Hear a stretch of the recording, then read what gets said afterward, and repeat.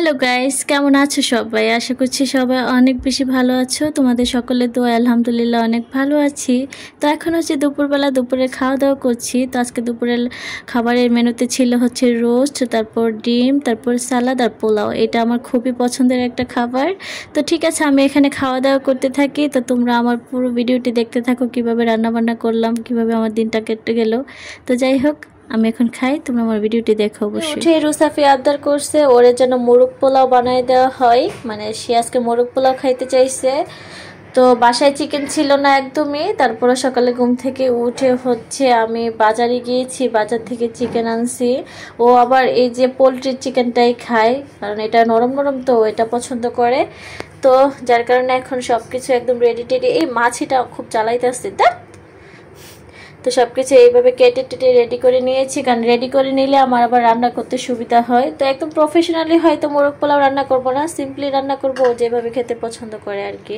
তো এখন রান্না শুরু করি। এই মাছি সর। এখানে আমি হচ্ছে তেল দিয়ে দিয়েছি প্যানে। তো প্রথমে আমি হচ্ছে বেরেস্তাটা করবো, মানে বেরেস্তাটা দিয়ে আমি হচ্ছে মশলা বানাবো রোস্টের জন্য।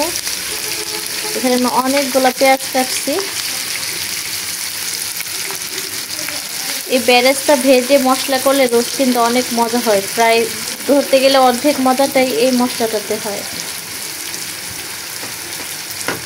এই পেঁয়াজগুলো কেন জানি সহজে বেরেস্তা হতে চায় না, আমার এত বিরক্ত লাগে এগুলো দিয়ে বেরেস্তা করতে গেলে। এখানে আমার বেরেস্তাটা মোটামুটি হয়ে গেছে, আমি বেশি হচ্ছে ভাজবো না, কেননা আমি এগুলো তো প্ল্যান করে ফেলবো। তো আমি এখানে বেরেস্তাটাকে উঠিয়ে নিচ্ছি।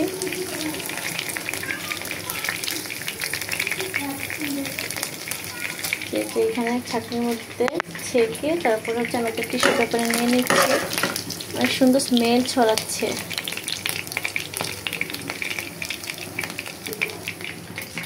হচ্ছে বেরেস্তার তেলে এখন চিকেনগুলো ভেজে নিব। আমি কিন্তু চিকেনে কিচ্ছু মিশাই নাই, জাস্ট আমি শুধু এগুলো ভাজবো একটু হালকা করে। যেহেতু পোলট্রি চিকেন আর রোস্ট করলে একটু হালকা ভাজলেই মজা লাগে।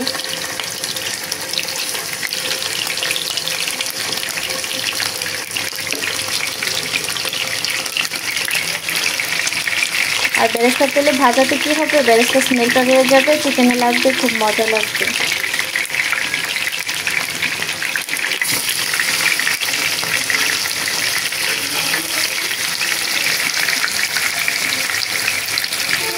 রুসাফি এই পিসটা খুব পছন্দ করে। তো ঠিক আছে, আমি এগুলোকে এখন ভেজে নিচ্ছি। তো চিকেনগুলোকে আমি এমন হালকা করেই ভাজবো, বেশি ভাজবো না, তাইলে আবার পুরো হার্ড হয়ে যাবে। যেরকম একটু হালকা গোল্ডেন কালার আসলেই আমি তুলে ফেলবো। আমি আগের বারে নাড়িয়ে দিয়েছিলাম, তো এখন আবার একটু উল্টিয়ে দিচ্ছি। রোস্ট কিন্তু আমারও প্রিয়, এমন না যে খালি রুসাফির পছন্দ করে, আমি নিজে অনেক পছন্দ করি। তবে রুসাফির জন্য এই যে পোলট্রিটা আনতে হয়েছে, আমার কাছে হচ্ছে কক যেটা, ওটা দিয়ে রোস্ট ভালো লাগে। আর বেরেস্তার তেলে যে ভাজা হচ্ছে না, এত সুন্দর স্মেল, তোমরা তো পাচ্ছ না, অনেক সুন্দর একটা স্মেল হচ্ছে।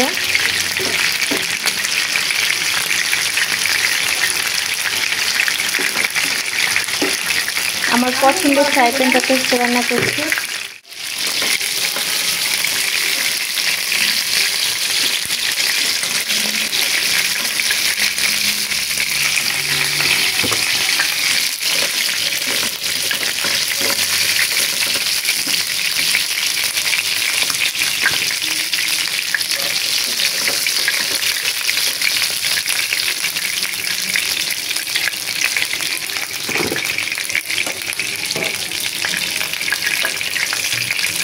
রোস্টে কখনো আলু দিতে শুনছো?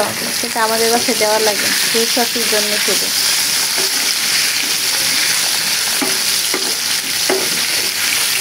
এখন আমি সেম তেলে আলুগুলো ভেজে নিচ্ছি, একটু জাস্ট হলুদ দিয়েছি। এখানে ভাজাভাজির কাজ সব শেষ, এখন আমি জাস্ট মশলাটা রেডি করব। তো আমি এখন মশলাটা রেডি করছি। মশলাগুলো ঠান্ডা হয়ে গিয়েছে। তোমরা একটা কথা সবসময় মনে রাখবা, যারা জানো না, যারা জানো তো জানোই, তোমরা যখন ব্লেন্ডারে কোনো কিছু দিবা অবশ্যই জিনিসটা ঠান্ডা করে নিবা, নয়তো কিন্তু আল্লাহ মাফ করুক খারাপ কিছু হওয়ার সম্ভাবনা থাকে। তো মশলা রেডি করার জন্য আমি প্রথমে দিয়ে দিচ্ছি হচ্ছে বেরেস্তাগুলা।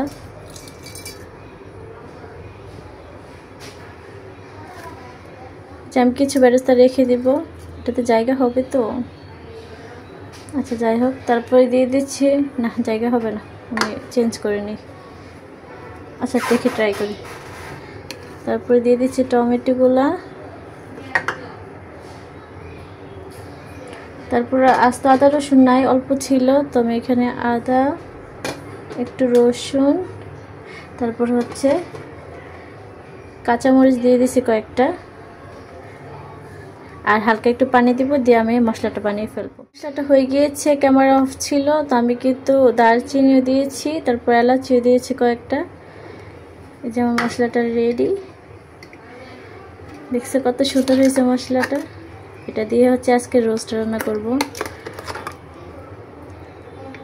তেলটাতে আরেকটু তেল দিয়ে দিয়েছি, এখন আমি জাস্ট মশলাটা দিয়ে দিচ্ছি।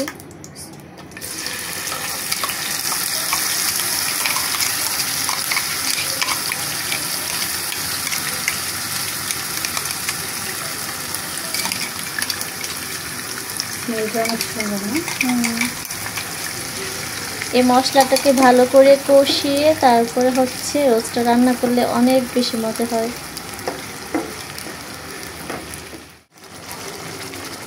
তো এখন দিয়ে দিচ্ছি হচ্ছে তেজপাতা, তারপরে আমি যদিও মশলাটাতে দিয়েছি এই এলাচিগুলা, তারপর দারচিনি দিয়েছি, তো এখানে আবার একটু দিচ্ছি আস্ত গোটাটা আর কি।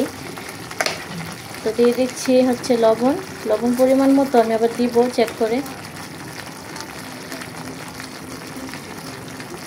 তারপর দিয়ে দিচ্ছি জিরা, তারপর হচ্ছে ধনিয়া, তারপরে হচ্ছে হলুদ, আর মরিচ হচ্ছে হালকা একটু দিব, কেননা আমি অনেকগুলো কাঁচামরিচ দিয়েছি মশলাটাতে, পরে আবার চেক করে যদি লাগে তারপরে দিব। তো আমি এখন এই সবগুলো মশলাকে ভালো করে কষিয়ে, মশলাটা তো খেয়ে ফেলা যাবে না, কত ভালো করে কষিয়ে দেন হচ্ছে যখন তেলটা উপরে ভেসে আসবে তখন হচ্ছে চিকেনগুলো দিয়ে দিব। ওকে, এখন হচ্ছে আদা রসুন দিচ্ছি। আমি প্রথমে একদমই ভুলে গিয়েছিলাম, যেহেতু ওইটাতে একটু গোটা দেওয়া হয়েছিল,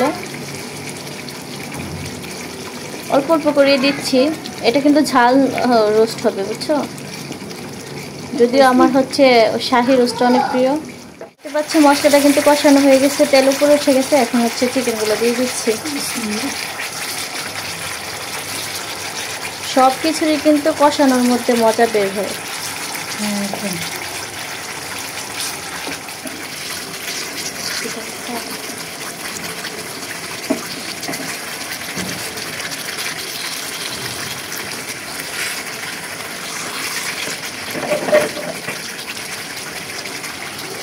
তো এখন এগুলোকে একটু কষিয়ে তারপর হচ্ছে আলুগুলো দিয়ে দিব। বুঝছোই তো, রোস্টেও আমাদের আলু ইউজ করা লাগে। তো এখন হচ্ছে ডিমগুলো দিয়ে দিচ্ছি। ডিমগুলো আমি আর ভাজি নাই, আর আলুগুলো দিয়ে দিব।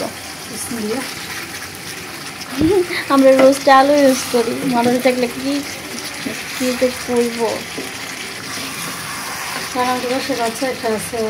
বাচ্চাদের খাবারটাই আসলে আমরা সবই খেতে পারি, বাচ্চারা তো সব খেতে পারে না। ওকে, এখন হয়ে গেছে সবগুলা। পাতিলটা একটু যদিও ছোটো হয়ে গেছে, দেখ সমস্যা নেই। এখন হচ্ছে গরম পানি দিয়ে দিচ্ছি। অবশ্যই গরম পানি ইউজ করা ভালো, ঠান্ডা পানি ইউজ করলে তরকারি স্বাদ নষ্ট হয়ে যায়। হবে? হ্যাঁ হ্যাঁ, যদি লাগে পরে দেবো, কারণ প্যানটা একটু ছোটো হয়ে গেছে। ভাবছি হয়ে যাইব, পরে আর আলসেমি করে চেঞ্জ করি নাই।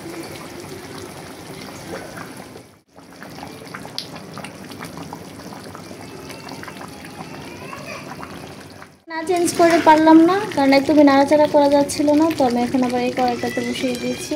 হয়ে গেছে আমার ঝাল ঝাল রোস্ট। এখন আমি হচ্ছে একটু বেরেস্তা দিয়ে দিচ্ছি, একটু স্মেলের জন্য আর দেখতে সুন্দর লাগার জন্য।